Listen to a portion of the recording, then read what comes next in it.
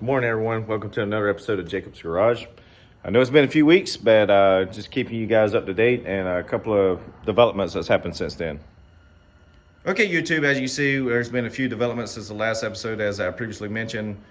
First and foremost, removed the hood off the 72 Olds Cutlass.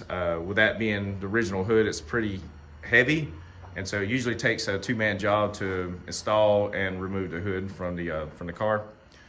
And then after brief discussions and brief thought, looking at different scenarios, I'm possibly looking at just, instead of just removing the cylinder heads from the block to take to the machine shop, what I'm gonna do is go ahead and just remove the whole block, leave the transmission in the bay, and I'm gonna take that block and lay it on this engine cradle so I can remove the cylinder heads, and then I can inspect the rest of the engine.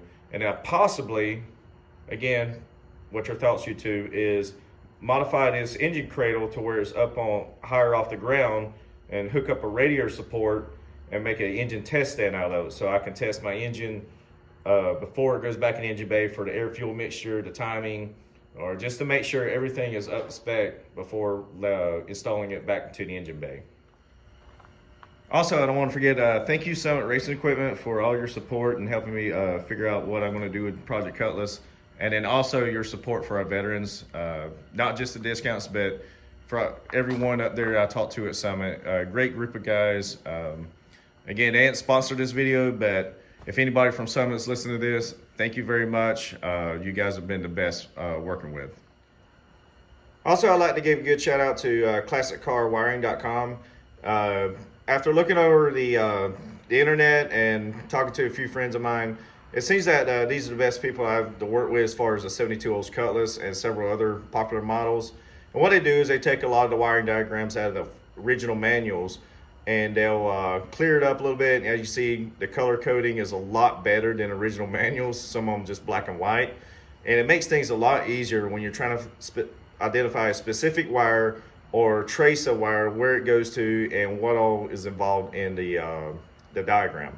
So again, I'll leave their details in the description, but fairly simple, fairly inexpensive. I ordered it and had it in my house within 4 days, so very promptly on the shipping.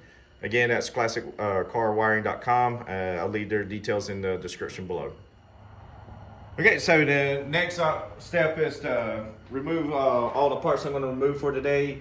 And to give you guys, so I don't bore you guys to death, I'm going to put this on time lapse, and so you can see all the stuff I go through on removal as far as the radiator shroud, the fan, all the front accessories off the block, and then it's, once I get this jacked up, I should be ready to start unbolting the block from the transmission and be able to pull it out.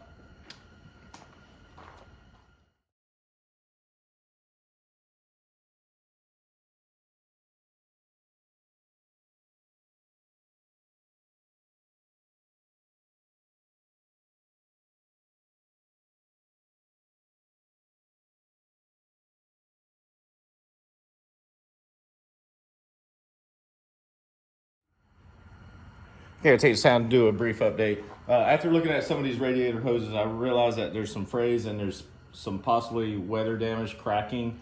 So I'm going to go ahead and look at different radiator hose options, and I'm going to go ahead and clean up some of this intake and water outlet and get it cleaned up, painted, and returned, because we don't want to return no dirty parts. So I'm going to clean it up, repaint it, and we'll go back to time lapse.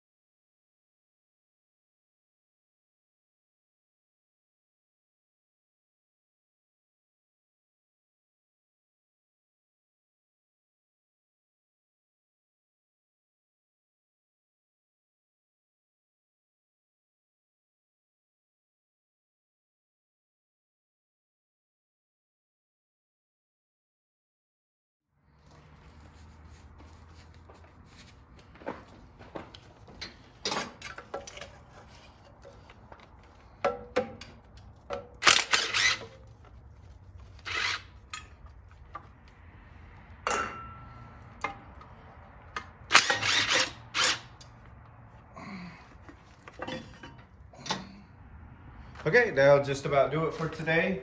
I'm going to leave the headers on and a few other pieces that I know to take apart before we take the engine out. I'm going to leave those sealed. Wait another week or so before I get my friend over to help me out. Take this block out, we'll put it on the cradle, and then I'll take the heads off and take it to the machine shop along with the carburetor to get refreshing. And then in the meantime, during that week, I'll be taking some of these brackets off and cleaning them up. So hopefully when I get the heads back and the carburetor, we can put those on the cradle with the engine block and test the engine with all new clean parts. All right, I'll see you guys next time.